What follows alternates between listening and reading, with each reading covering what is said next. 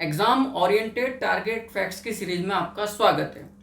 इस सत्र में मैं आप लोगों से हड़प्पाई मोहरों के शिल्प, जिसको रिलीफ स्थापत्य भी कहा जाता है, पर चर्चा करने जा रहा हूं। याद रखिएगा, हड़प्पाई समाज का प्रधान शिल्प मोहर या सील निर्माण करना था।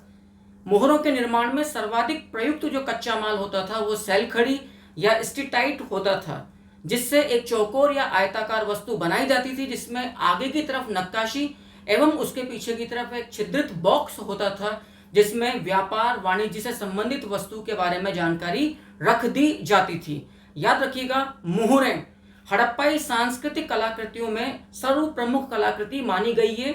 हड़प्पाई मोहरों का सर्वाधिक प्रचलित आकार वर्गाकार था एवं हड़प्पाई स्थलों से हमें कुल 2500 से अधिक मोहरें प्राप्त हुई हैं, लेकिन अकेले मोहनजोदड़ो से कुल 2500 मोहरें जो संपूर्ण हड़प्पाई सभ्यताओं से प्राप्त हुई है, हड़प्पाई सभ्यता स्थलों से प्राप्त हुई है, उन कुल मोहरों का 68% हिस्सा अकेले मोहनजोदड़ो से हमें प्राप्त होता है।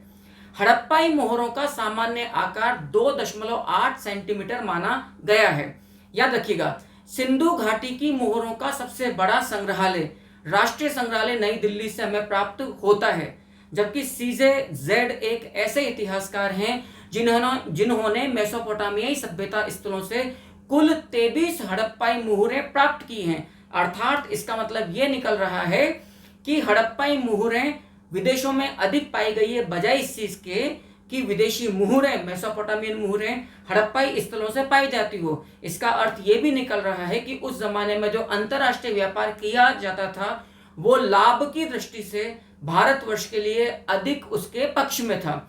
मोहरों पर, हड़प्पाई मोहरों पर सर्वाधिक अंकन पीपल वृक्ष का प्राप्त होता है, जबकि पशुओं में एक श्रृंगी पशु यूनिकॉर्न अर्थात गेंडे का, जो पशु भी हो सकता है, देवता भी हो सकता है, का हमें सर्वाधिक अंकन पाया जाता है।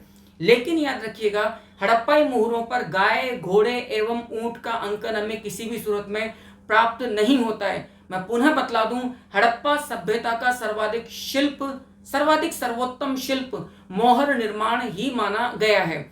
हड़प्पाई सभ्यता स्थलों में हमें ताम्र मोहरें देसलपुर से भी प्राप्त हुई है एवं लोथल से भी प्राप्त हुई है, जबकि सोप स्टोन एवं टेराकोटा निर्मित 65 मोहरें हमें अकेले गुजरात के लोथल से प्राप्त हो रही है। बेलनाकार मोहरें हमें 3 हड़प्पाई स्थलों से प्राप्त होती है, देमाबाद से 1, कालीबंगा से 1, जबकि मोहनजोदड़ो से हमें कुल 5, याद रखिएगा, बेलनाकार मोहरें प्राप्त होती है। इनमें कालीबंगा से जो 1 बेलनाकार मोहर प्राप्त हो रही है वो मेसोपोटामियन बेलनाकार मोहर है, जबकि मेसोपोटामियाई आकृति की बटन नुमा मोहर हमें लोथल से प्राप्त होती है।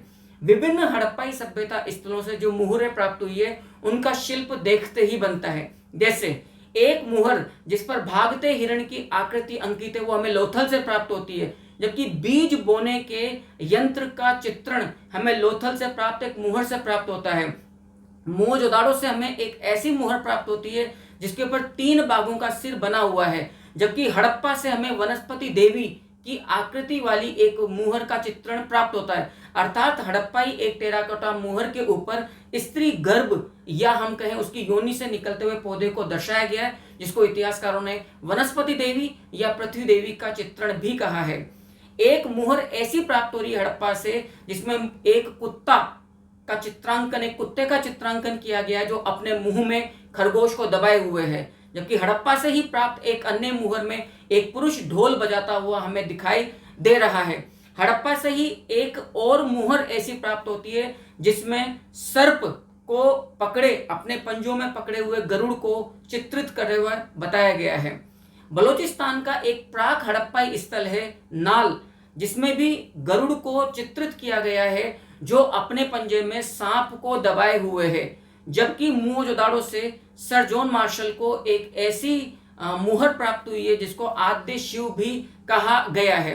बकरे के पीछे चाकू लिए खड़ा हुआ पुरुष जो कि बलि का प्रतीक है, ये भी हमें मोहनजोदड़ो से प्राप्त मोहर पर हमें चित्रांकन प्राप्त होता है।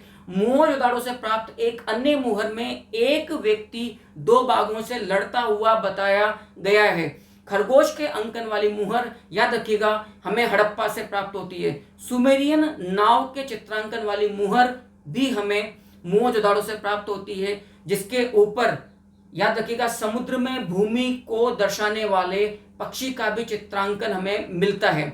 क्लियर। 3 घड़ियालों की आकृति वाली मुहर हमें चनहूदड़ो से प्राप्त होती है। व्याघ्र अंकन वाली मुहर हमें कालीबंगा से प्राप्त होती है, जो कि भारतीय उपमहाद्वीप में नहीं, भारत के अंदर व्याघ्र अंकन वाली बड़ी ही दुर्लभ ये मुहर है जो हमें कालीबंगा से प्राप्त होती है। एक विशिष्ट प्रकार की मुहर और कालीबंगा से प्राप्त होती है, जिसमें वृक्ष के ऊपर एक मनुष्य बैठा हुआ चित्रित है और उसके नीचे शिकार हेतु एक व्याघ्र खड़ा हुआ है। व्याकुल व्याघ्र शिकार में कि वृक्ष की डाली पर जो व्यक्ति बैठा हुआ है वो नीचे गिरे, इस तरह का अद्भुत चित्रांकन वाली मुहर हमें कालीबंगा से प्राप्त होती है। याद रखिएगा, मोहनजोदाड़ो से हमें ऐसी मुहरें प्राप्त हुई है जिनमें यूनिकॉर्न आकृति है, और ये चांदी की मोहरें हैं, यानी कि यूनिकॉर्न आकृति वाली चांदी की मोहरें हमें मोहनजोदाड़ो से प्राप्त होती है।